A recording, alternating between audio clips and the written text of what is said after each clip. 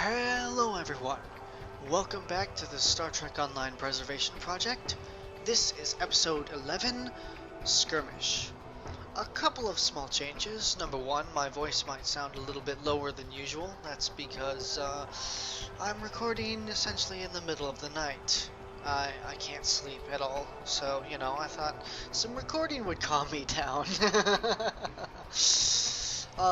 Another thing, you'll notice that the background here is completely different. We are currently on K7 in the Edda Iridani sector block, which is right about here. Here. Usually we start off in Earth space dock in the Sol system. The reason being, the next 5 missions are its own story arc. Within the story arc that we're already working with. Don't worry, this one is actually going to finish itself before, you know, we get into the middle of another story arc within the story arc within the story arc. Yeah, I know, that's confusing too. A couple of other changes. I decided to grab myself some large power cells. This is a consumable item that barely anybody uses. Barely anybody used it at the very beginning of the game because of, you know, how useless they felt it was, but I'm gonna try it out and see, you know, if it works. Another thing is, I don't have a sniper rifle anymore. I got rid of it in favor of a phaser assault minigun instead of the Polaron one. I figured, you know, my character is Federation purely, why not just stick with the phaser stuff? As for the Polaron assault minigun that I was carrying around all the time, don't worry, I kept it. Darkness has it now, so, you know, it will always be with me, and I'll always hear that awesome sound. Anyway, let's go pick up our mission from our new contact for the next 5 missions, shall we?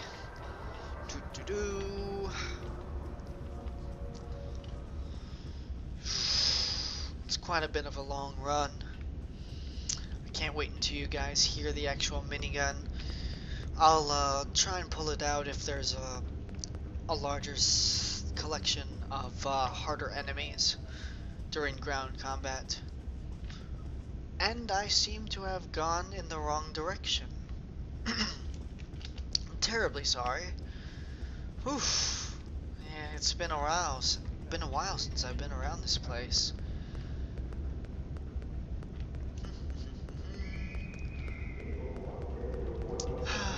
I truly miss this place. Sometime I should show you the whole leader of the station. You might get a kick out of it. Ah, here it is.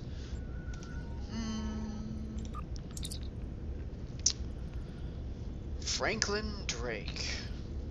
Look at the scar on his face. We have reports of a True Way fleet entering the neutral zone and picking a fight with the Klingons near the Donatu system. Having 2 of our enemies fight is good for the Federation, but I want to know why the True Way is so far out of their territory. Intercept them and deal with them. If you need to engage the Klingons as well, do so. A Starfleet task force has already been sent to the area. You'll need to join them in the Donatu system as soon as possible. Alrighty then. Until next time. This guy likes to leave me messages on my stuff. I can only hail him through a console or a pad or anything, which is rather unsettling. I don't know, I feel like this guy is hiding something. Anyway, Tigru to the USS Lynx, 1 to beam up. Energize.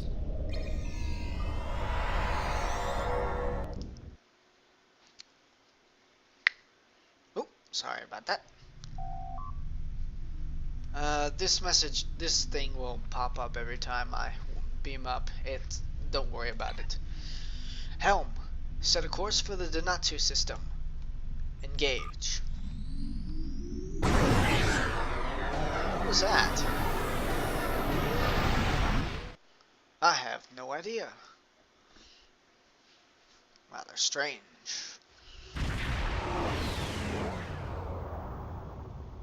I still can't believe I have my diplomatic immunity. Alright, helm, full stop.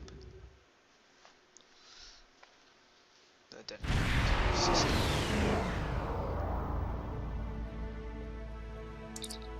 Captain, I'm picking up multiple hostile contacts, both Klingon and True Way. I can understand why the Klingons are being. Oops. They've been trying to claim this system for months. But why the True Way normally don't leave Cardassian space? They have no reason to be here. They're refusing to respond to our hail. To our hail, sir. We may have to board one of their ships to get some answers. Sorry about that. As I said before, I am a little tired. I can't sleep.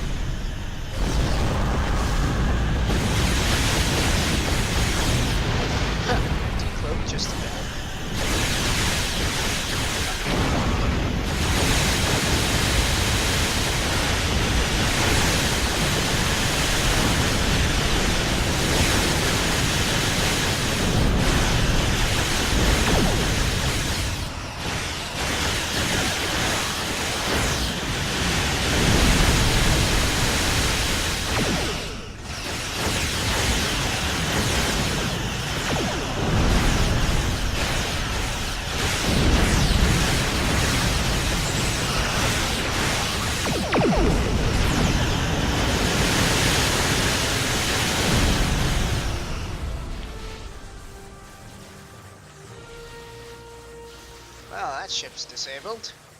Let's see what's going on. The Cardassian flagship, the Axon, has been disabled, sir.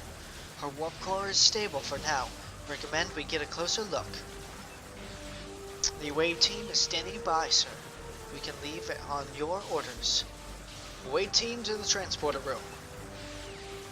With your new abilities, energize.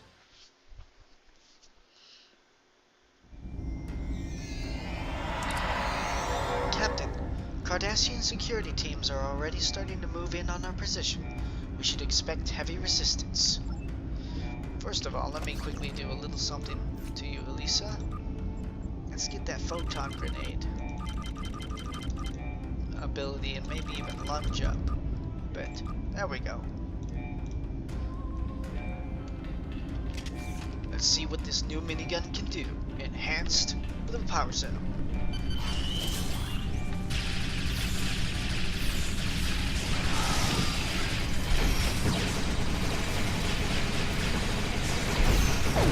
Ow, that hurt.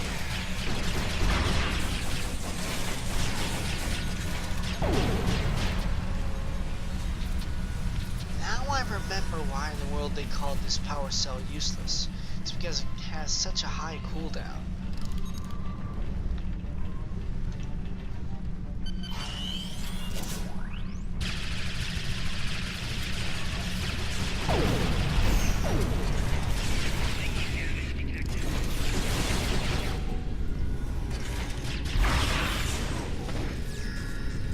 Ah, get me out of this thing. There we go.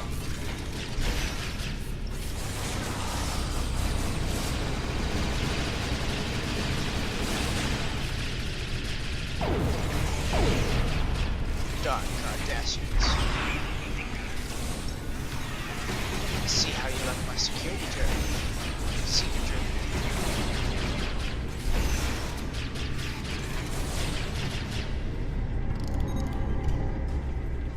Is that all of them? Huh, must be.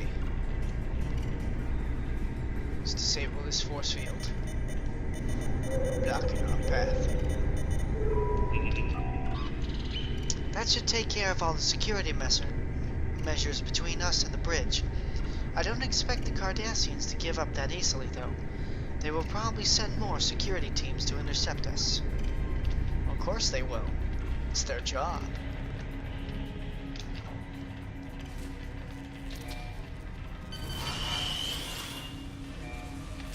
See? Raiding ambush force.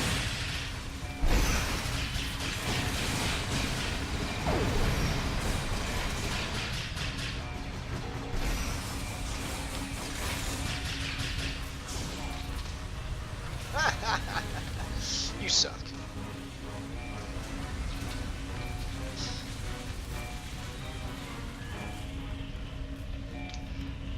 Alright, next group.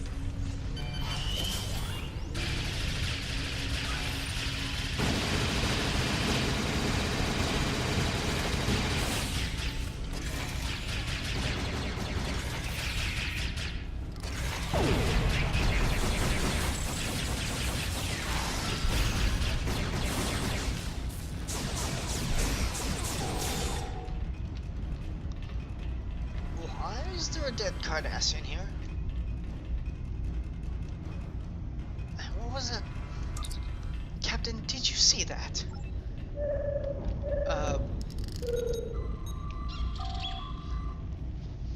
Captain, what were those things? Sir, this Cardassian doesn't have any wounds on him, but my readings show that he was dead before we entered this room. I recommend that we find a medkit and perform an examination of the corpse. We need to know what has happened to him. If he was attacked by those creatures, we need to be cautious, and contact may be lethal. Right then. And I like the sounds of that.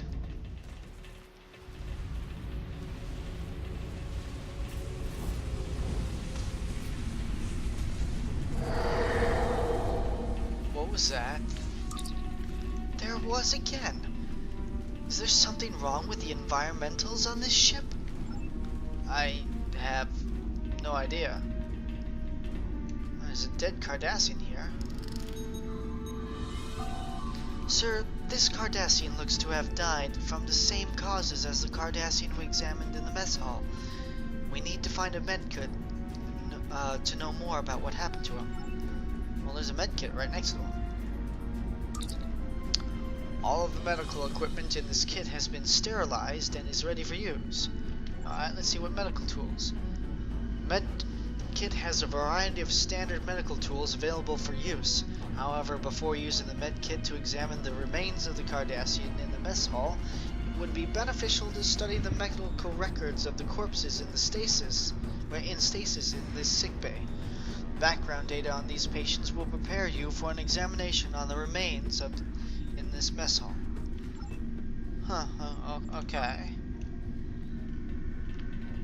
Well, I guess we just start from the beginning over here.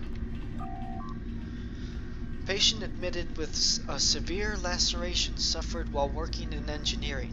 The wound was closed using an auto-suture, and the patient was released with instructions to refrain from active duty and return for another examination in 24 hours. Patient returned as instructed, complaining of a headache, elevated body temperature, and nausea. White cell count was elevated, and preliminary analysis showed signs of systematic infection resulting from a contamination of a wound site. Patient was held in sickbay for treatment and observation. However, the infection spread rapidly, and treatment with standard antibiotics was unsuccessful. A more rigorous treatment regimen was formulated, but also proved unsuccessful. Patient's vital function ceased. Cause of death: circulatory system failure resulting in sepsis. Patient's body has been prepared for transport back to Cardassia Prime. Great. So, he got a cut in engineering. They didn't properly treat it, and he died from the wound. Great.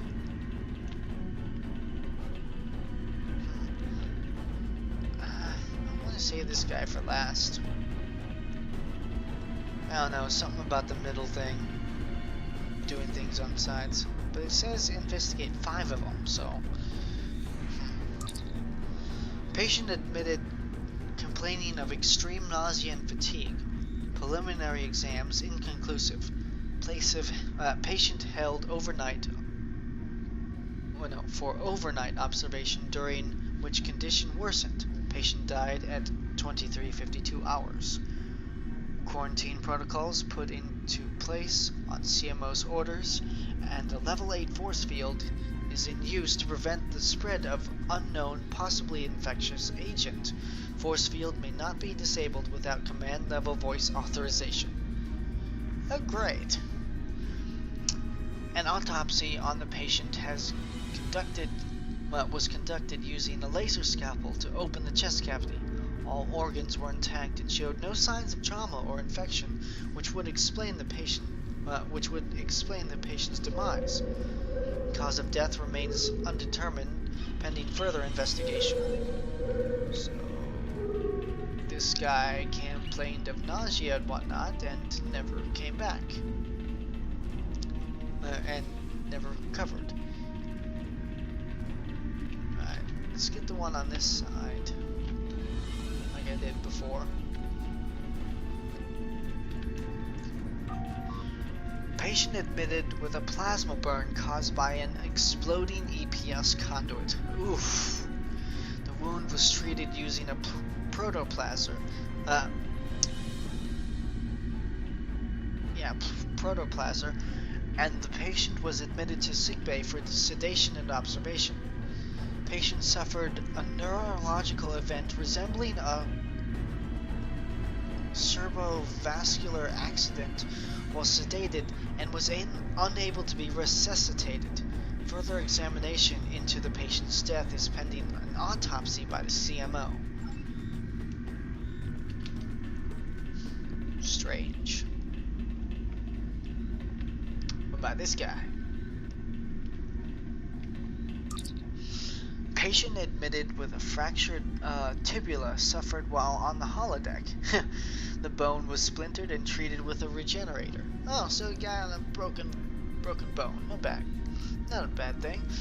Patient returned later complaining of pain in the treated leg as well as an elevated body temperature.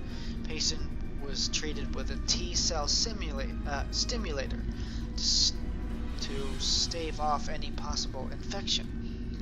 Patient's condition continued to worsen while they were being continually treated to boost their immune response. Patient died 6.2 hours after injury due to the extreme rate of deterioration in the patient, and infection is unlikely. Fear of a contagion agent being responsible has resulted in quarantine protocols being enacted. A cause of death has yet to be determined. The corpse will be placed in stasis field pending further examination by the CMO. These sound like normal wounds. Last we checked, the other Cardassian didn't have any wounds whatsoever. Alright, what about this guy? Patient admitted complaining of pain and inability to concentrate on assigned duties. Patient was treated with hypocorticoline and told to rest. Psychological evaluation was scheduled. Patient returned several hours later saying that neither the medication nor the rest had helped.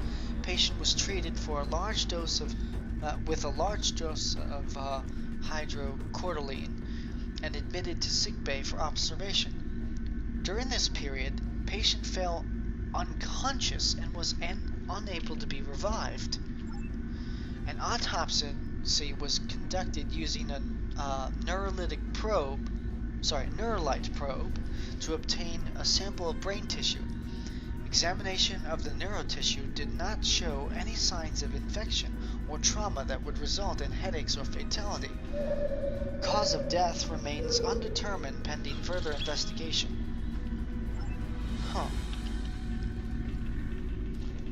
Well then, let's see what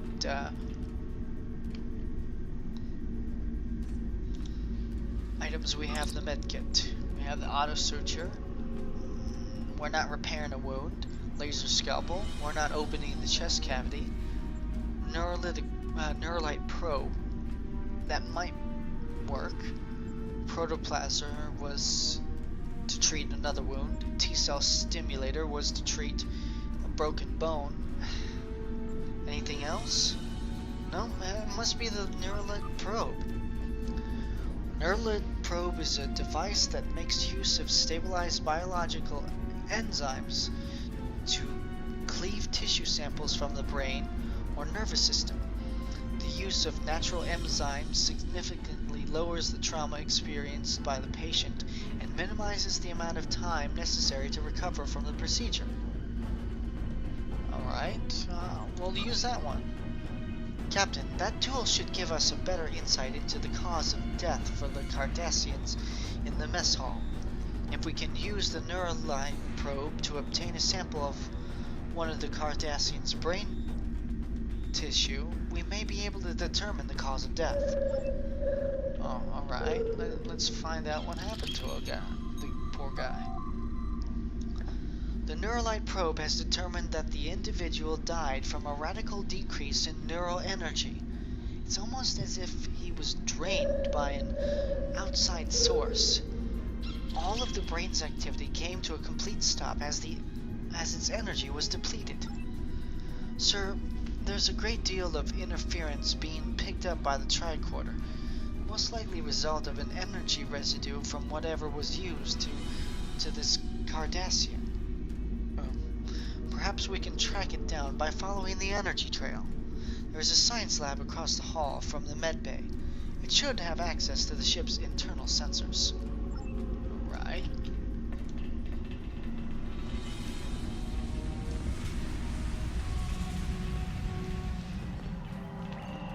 Let's see what...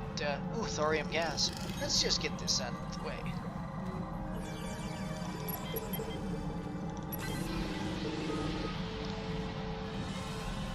Alright. Electroplasma. Electroplasma is used by several known species as a means of transferring power. Yeah, this is not a plasma burn. Nuclear fission. Energy for non-spacefaring races. It provides large amounts of power, relatively little special knowledge. Is an unsuitable power source for interstellar travel. All races such as humans have used this source of power in the past. It has been surpassed by more efficient means of energy production that will not result in toxic waste byproducts that can severely damage organic life. That might be it. There are no signs of any nuclear fission reactors taking place at this time, Captain. Okay.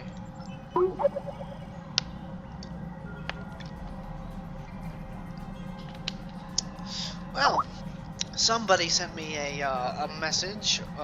Terribly sorry if you heard that. Be right back. Welcome back.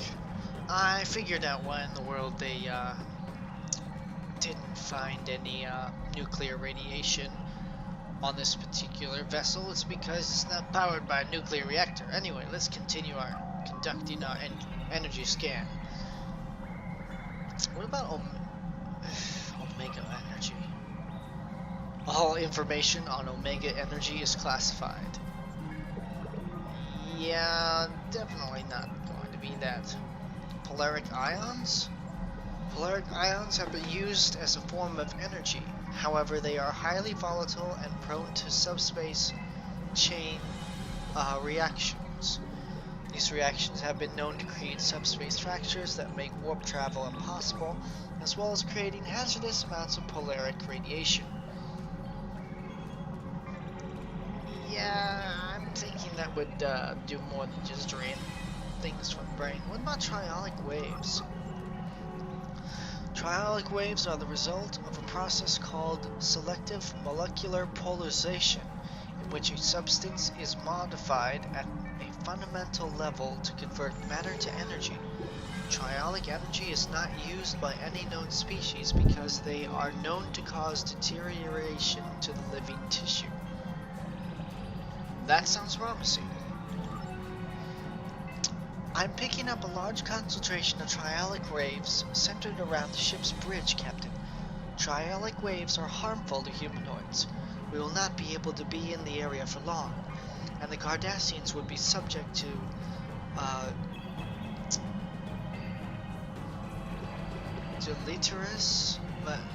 deleterious effects as well. Sorry, I can't read that word too well. They would not knowingly use triolic energy. I suggest we take a closer look. Whatever is causing the triolic waves probably is responsible for the deaths of the Cardassians in the mess hall. You mean the ones besides the ones that we killed? Captain, it's headed for the bridge. Yeah, what was that thing? I didn't like it too.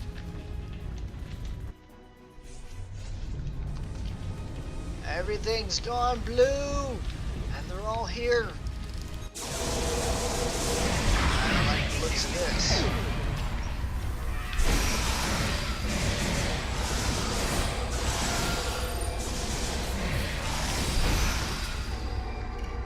What are these things?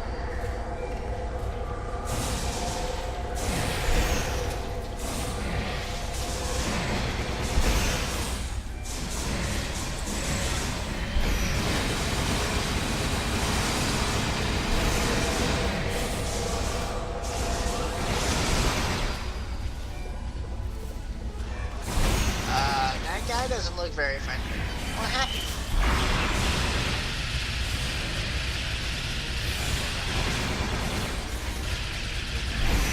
Come on, darkness, hit him. That's it. Oh God, what is he doing to me? What is he doing to me? I don't like this.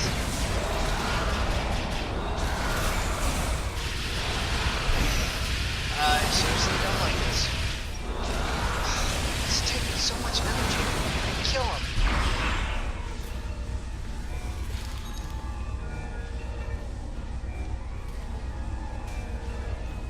Well, there is no mistaking them now, Captain. Those were Davidians.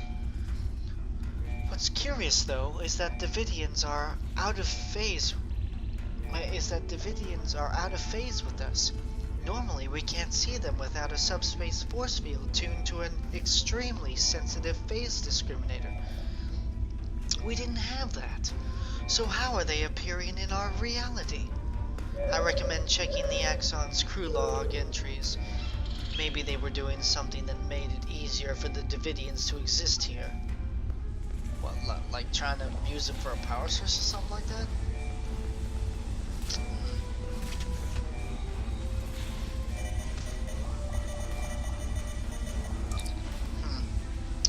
Captain's log. Let's start there. Our mission goes well. The Oxon was disabled. Has disabled or destroyed several enemy ships. I look forward to reporting our success. The Chief Medical Officer is concerned about casualties. It is his job to be concerned. Mine is to operate this ship at peak efficiency. I have read his report, but about unexplained deaths, and dismissed it. There is always an explanation. He simply hasn't looked hard enough for it. I cannot let his failings disrupt our mission. Gal Madrad is looking for men of purpose to assist him. He wants leaders with the will to use whatever means are necessary to free our people from the Federation tyranny. Federation tyranny, seriously? Us? Tyrants? Okay then. If all goes well, after this campaign, I will be seen as one of those leaders. Okay. Chief Engineer's log. No idea what. See if they had anything to do with this. Repairs to the Axon has gone as expected. Running low on deuterium and warp coils. Wish there were more time between battles to do more than patch critical systems. Time is the most precious commodity there is. 4 crewmen down. 1 died in battle with Klingon forces. 3 others died in accidents. I have spoken to the captain about launching an investigation, but he sees nothing but his dreams of glory and a return to conquest. Unusual spike in triolic wave energy may be affecting the warp core efficiency. Must speak to Triolic and see if his sensor readings have turned up anything unusual. Letter from Maja arrived today. She and the children are well, but she worries about me. She wants me to leave the True Way and return to Cardassian Prime. 6 months ago, I would have ignored her pleas. Now, though, I miss her, and I see no end to this fighting. Perhaps she is right. I hope we didn't kill that guy. Science Officer's Log. Science Officer's Log, Stardate 86790.08. My duties on a combat mission are limited, but I am pleased today to have a chance to scan the approaching Driffin's comet. The comet itself has not been a focus of much scientific inquiry, and it last passed through this sector in the late 23rd century. My scans, however, reveal surprising amounts of triolic wave energy emitting from the comet, as well as detectable amount of chronoton particles. The triolic waves will undoubtedly prevent a closer study of the comet. They are quite harmful to humanoid life forms, and the captain is loath to jeopardize our mission for my curiosity. I have requested the launch of a Class 1 probe. Chronotons are even greater interest. They appear in instances of temporal disturbances, which could mean that this comet has been, or will be, in the presence of a temporal event. Time mechanics are so cumbersome. I must have more data, but the captain has never had much interest in science. Perhaps I will remind him that chronoton particles are harmful against the aliens who live in the Bajoran wormhole.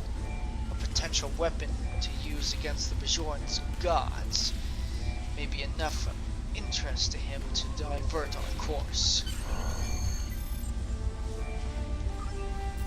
Well, Captain, we should return to the Lynx. I'm sure Starfleet Command would want to know that there are Davidians in the neutral zone.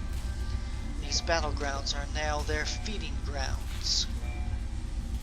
Great. Alright, everyone. Back on the ship.